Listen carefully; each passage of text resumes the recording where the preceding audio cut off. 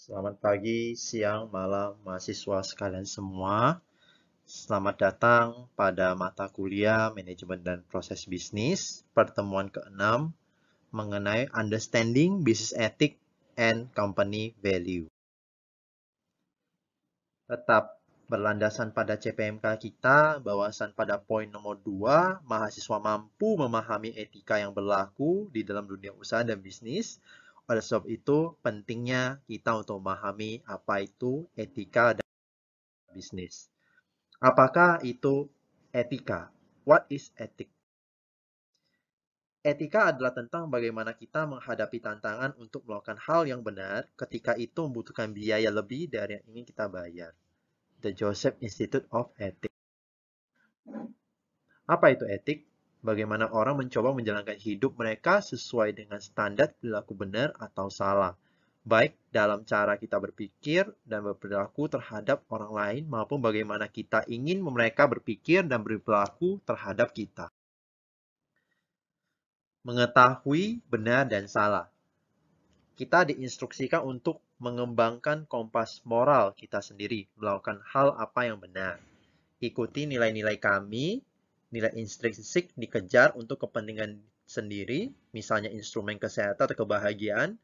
Nilai instrumental dikejar untuk membantu mencapai nilai lain. Contohnya bekerja untuk membeli sesuatu agar bahagia. Ikutin Golden Rules.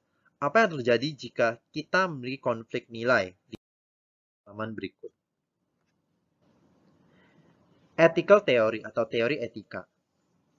Etika kebajikan atau virtue ethic. Hidup untuk mencapai cita-cita yang jelas. Utilitarianism atau utilitarianisme, etika untuk kebaikan yang lebih besar. Universal ethic, etika universal, prinsip universal tentu harus berlaku untuk semua penilaian etis. Misalnya, jangan pernah membunuh, berbohong, mencuri. Sisanya ada kelemahan ada pada masing-masing teori. Dilema etika. Terkadang keputusan yang harus Anda buat mengharuskan Anda untuk membuat pilihan yang benar dengan mengetahui sepenuhnya bahwa Anda membiarkan pilihan yang sama-sama benar dibatalkan. Kemungkinan menderita sesuatu yang buruk sebagai akibat dari pilihan itu bertentangan dengan prinsip etika pribadi dalam membuat pilihan itu. Meninggalkan nilai etika komunitas atau masyarakat Anda dalam membuat pilihan itu.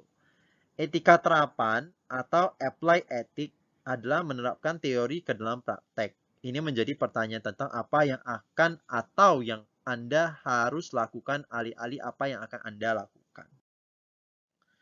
Bagaimana menyelesaikan dilema etika? Terdapat beberapa langkah. Langkah yang pertama, analisis konsekuensinya. Pertimbangkan jangka pendek versus jangka panjang. Pertimbangkan manfaat versus bahaya. Langkah kedua, analisis tindakan. Apakah mereka adil, setara, jujur, hormat?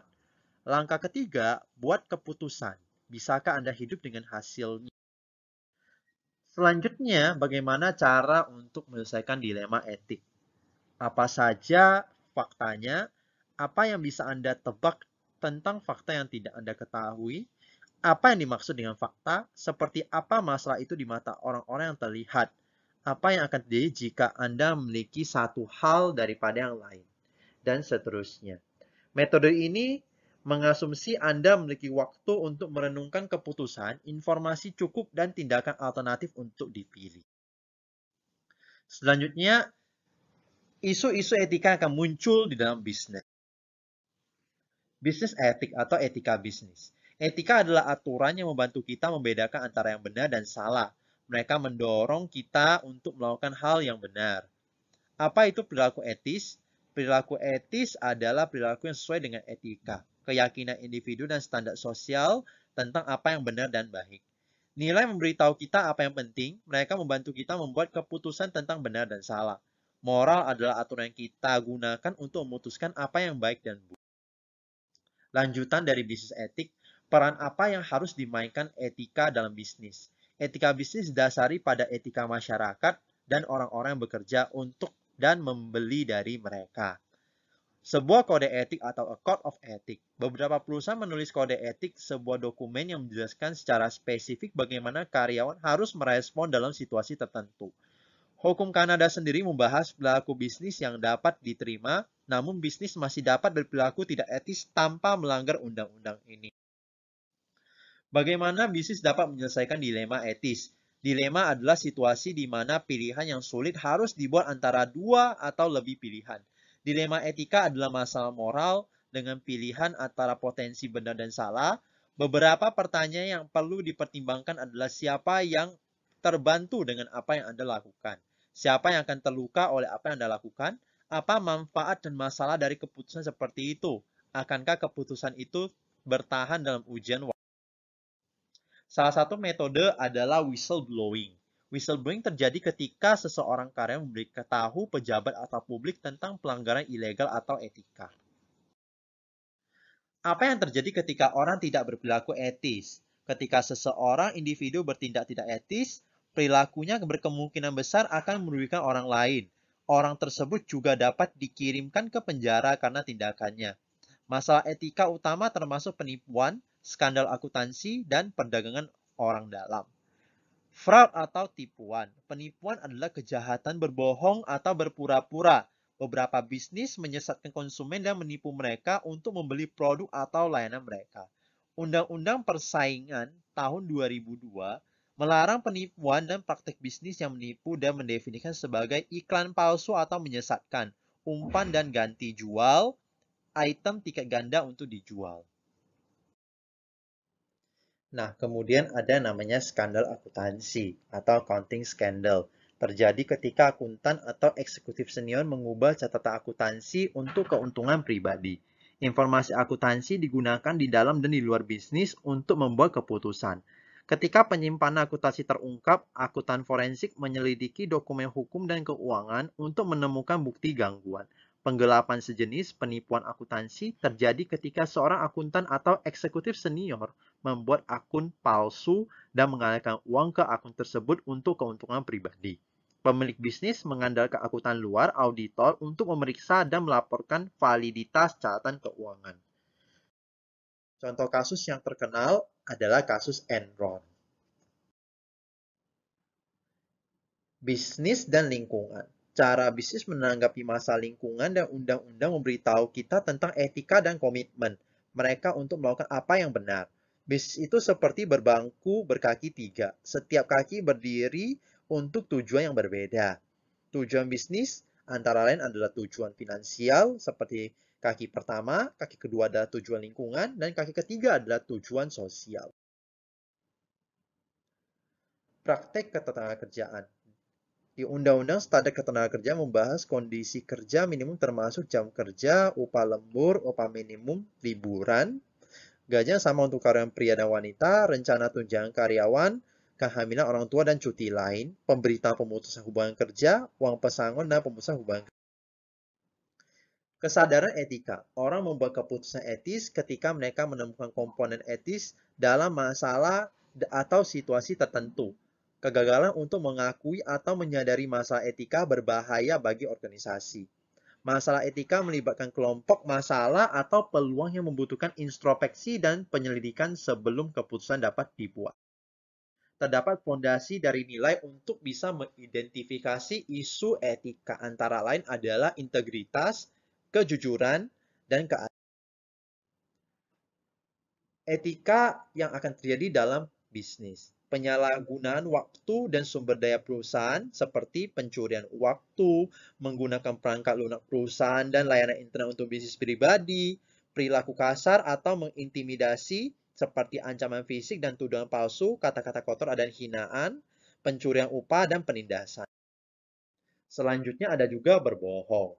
Jenis bercanda tanpa kedengkian, berbohong dengan komisi, dan berbohong dengan kelalaian. Kebohongan mungkin tidak etis berdasarkan konteks pernyataan dan niatnya untuk mendistorsi kebenaran. Ada juga konflik kepentingan terjadi ketika seorang individu harus memilih antara kepentingan sendiri dan kepentingan organisasi atau kelompok lain. Bribery atau penyuapan. Jenisnya bisa berupa penyuapan aktif dan penyuapan pasif. Legalitas pembayaran ucapan selamat berbeda dari satu negara ke negara lainnya. Ada juga intelijen perusahaan, yakni pengumpulan dan analisa informasi mengenai lingkungan eksternal bisnis. Jenis model intelijen ini adalah sistem pemantauan pasif untuk peringatan dini, dukungan lapangan statistik, dan lain sebagainya. Ada juga berupa diskriminasi atas dasar ras, warna kulit, agama, jenis kelamin, status perkawinan, dan lain sebagainya.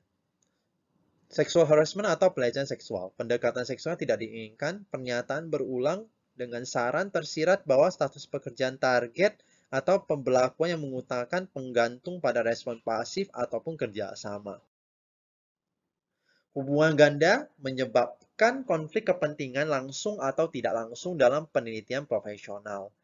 Fraud atau tipuan. Secara jenis, tipenya ada penipuan akuntansi atau penipuan pemasaran. Secara kategori, iklan palsu atau menyesatkan.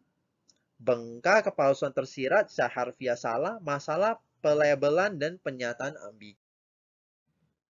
Penipuan konsumen, contohnya kegiatan penipuan mengikuti kolusi atau bermuka dua dan tipu muslihat. Financial misconduct adalah pelanggaran keuangan, contohnya pada Wall Street, meningkatkan akuntabilitas dan transparansi di industri keuangan, lindungi konsumen, dan praktik keuangan yang menipu. Perdagangan internal, jenisnya ada ilegal dan legal.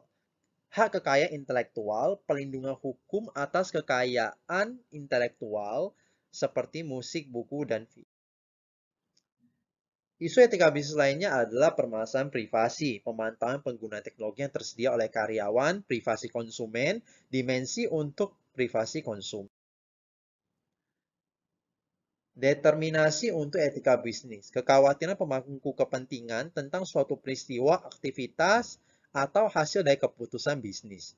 Diskusi yang dihasilkan oleh media massa, kelompok kepentingan khusus, dan individu menanyakan orang lain dalam bisnis tentang pendapat mereka tentang komponen etika organisasi. Yang lainnya adalah nilai sosial. Bagaimana mengembangkan etika dalam organisasi bisnis? Yang pertama, ada situasi di mana keputusan bisnis dapat dipengaruhi untuk keuntungan pribadi, yakni konflik interest. Selanjutnya adalah pengungkapan praktik ilegal, tidak bermoral, atau tidak etis oleh karyawan dan organisasi yang namakan whistleblowing. Mengatakan kebenaran dan mematuhi prinsip-prinsip etika yang dirasakan secara mendalam dalam keputusan bisnis yang namakan honest and integrity. Pengusaha mengharapkan ke karyawan untuk setia dan jujur, tetapi konflik etika muncul di mana-mana, yakni loyalty versus true. Ini adalah tantangan pada umumnya di dalam bisnis. Jadi bagaimana sebuah organisasi dapat membentuk etika? Terdapat strukturnya, kita dari kesadaran etika, yakni kode etik. Pernyataan formal yang mendefinisikan bagaimana organisasi mengharapkan dan mengharuskan karyawan untuk menyelesaikan pernyataan etik. Edukasi secara etika, kode etik tidak dapat merincikan solusi untuk setiap situasi etis sehingga perusahaan memberikan pelatihan dalam penalaran etis. Selanjutnya adalah aksi etika, membantu karyawan mengenali dan bernalar melalui masalah etika dan mengubahnya menjadi tindakan etis. Yang terakhir adalah leadership ethical, yakni eksekutif harus menunjukkan perilaku etis dalam tindakan mereka. Selanjutnya adalah nilai-nilai dari core value perusahaan. Pengungkit terbesar yang Anda miliki untuk mengubah perusahaan adalah strategi, struktur, dan budaya. Jika saya bisa memilih dua, saya akan memilih strategi dan budaya. Ini menurut Wayne Leonard, seorang CEO dari Integri.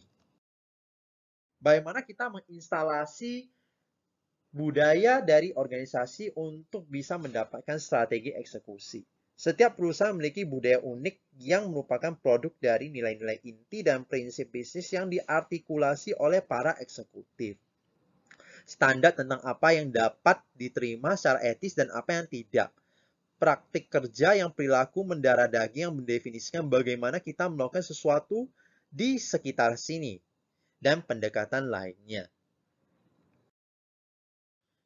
Secara kesimpulan, budaya perusahaan mengacu pada karakter iklim dan kepribadian kerja internal perusahaan, seperti yang dibentuk oleh nilai-nilai inti, keyakinan, prinsip bisnis, standar etika, perilaku yang mendarah daging, praktik kerja, pendekatan terhadap manajemen sumber daya, gaya operasi, dan tradisi. Sumber dari core value dan etik. Nilai inti, nilai keyakinan dan praktik yang mendasari budaya perusahaan dapat memiliki salah satu budaya berupa seseorang, pendiri, atau pemimpin eksekutif yang kuat, tindakan teladan dari personel tertentu, mengembangkan konsensus tentang bagaimana kita harus melakukan sesuatu di sekitar sini. Seiring dengan waktu, fondasi budaya ini akan berakar, menjadi tertanam, dan cara perusahaan menjalankan bisnisnya dan mendapatkan penerimaan luas antara manajer dan karyawan. Contoh kasus, budaya perusahaan dari Walmart mengejar biaya rendah dan praktik operasi yang hemat, etos kerja yang kuat, pertemuan kantor pusat ritual untuk bertukar ide dan meninjau masalah, komitmen eksekutif untuk mengunjungi toko, mendengarkan pelanggan, dan meminta saran dari karyawan.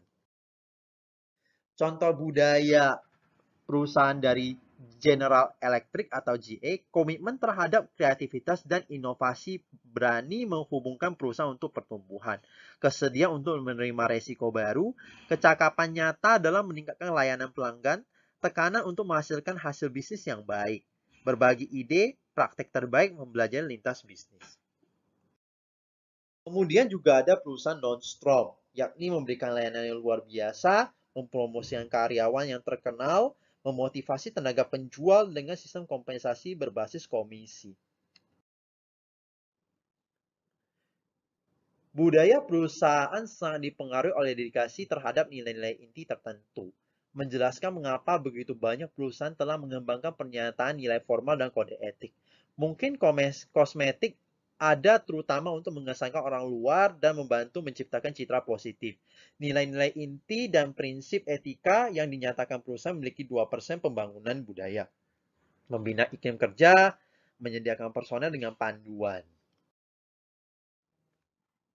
Tindakan tidak etika yang bisa juga menjadi budaya. Sifat dan perilaku yang menonjol, eksekutif yang memancarkan kesombongan, ego dan keserakahan, manajer senior mengintipkan mata pada perilaku yang tidak etis, dapat melatih batas perilaku yang tidak etis. Nah, hal-hal ini juga akan menciptakan budaya perusahaan yang tidak baik. Demikian untuk materi yang bisa dijelaskan pada pertemuan ke-6. Semoga bisa bermanfaat bagi mahasiswa sekalian semua. Sampai jumpa pada sesi pertemuan berikut. Terima kasih.